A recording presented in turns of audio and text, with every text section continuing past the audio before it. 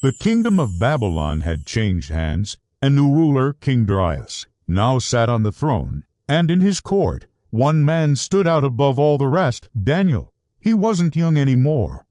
His hair had grayed, and his face was lined with the wisdom of years, but his integrity, his character, shone brighter than ever. Ho, ho, ho!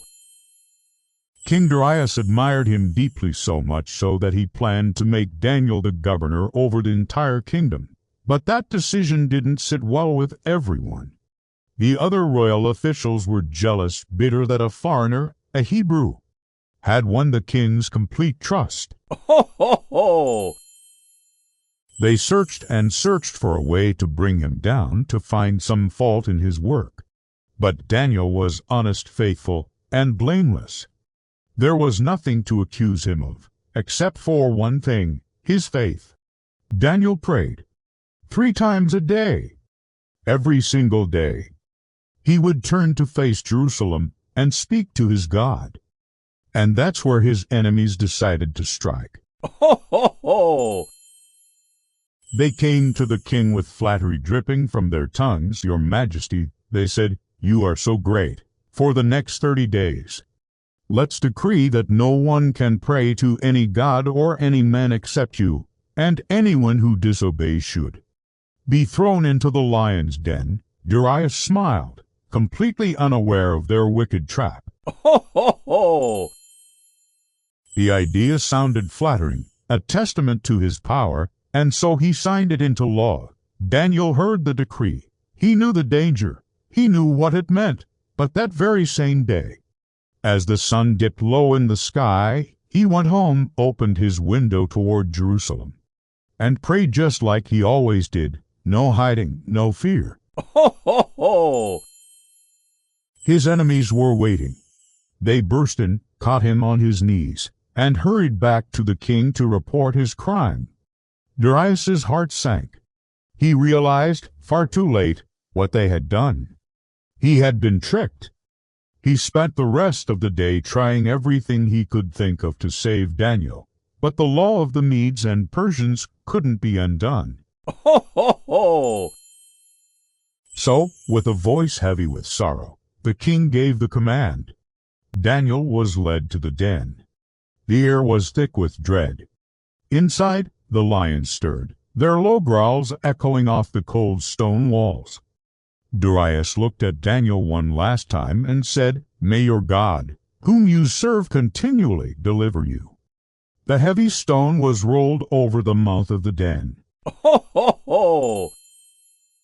The king's seal was pressed into the clay, and a heavy, silent night fell over the kingdom. That night, the king didn't eat. He couldn't sleep. He just paced the floors of his palace, his mind racing, waiting for the morning to come. As soon as the first light of dawn broke through the darkness, he rushed to the den and shouted with a trembling voice, "Daniel, servant of the living God, Ho, ho, ho! has your God been able to rescue you from the lions?" There was a pause, silence. Then a voice called out from the darkness, "My king, may you live forever. My God sent his angel, and he shut the lions' mouths. They have not hurt me, because I was found innocent before him and before you." Darius fell to his knees, overwhelmed with awe and joy. Ho, ho, ho!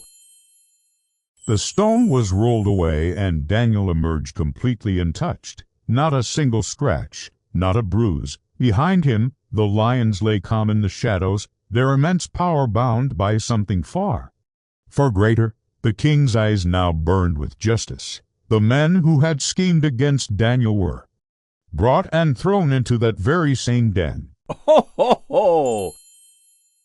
And before they even reached the ground, the lions showed what divine mercy had been holding them back from. Then King Darius sent out a new decree to every nation under his rule. "I issue a command that all people must tremble and fear before the God of Daniel.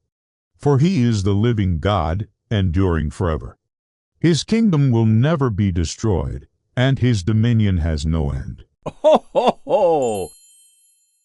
Daniel's story stands as living proof that faith is about avoiding danger. It's about trusting God right in the middle of it. He didn't pray to make a point or to be a rebel. He prayed because that's who he was. And even when the world turned against him, his faith held firm. Sometimes standing for what's right won't keep you out of the lion's den. Ho, ho, ho!